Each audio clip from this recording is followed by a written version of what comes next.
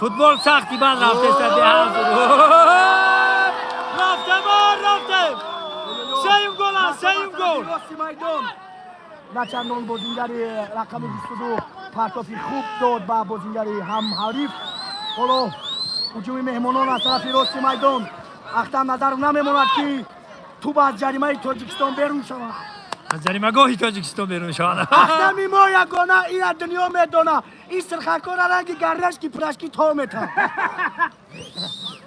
اختم تو میتونی دوست. حالی نپال نمیدانه کدا پرپال. ولی بیا جرگا تا با آب خبر میفهمی.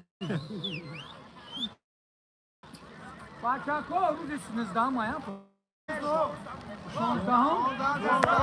19 اینا مردم پاکیزه بارون نگفتن همزده بلشکی کریستیان بهترین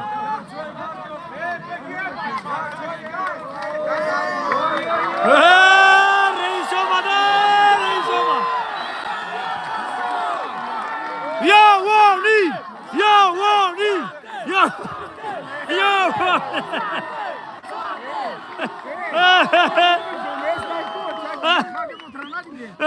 خیلی اومده ایده بچه پرومکی گره نیست همین دوشنبه رو چیو پرومکای سیپاس ساسانی سرکا رفته نادا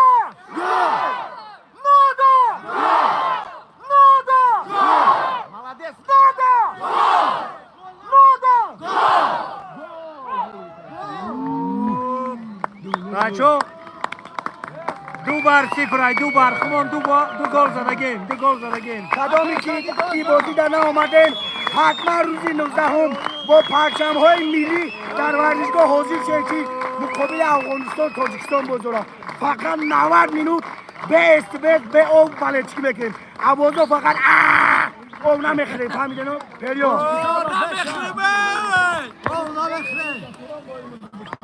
تاجیکستان پیش زنده باشه برادرها انشالله که دو گل زدگه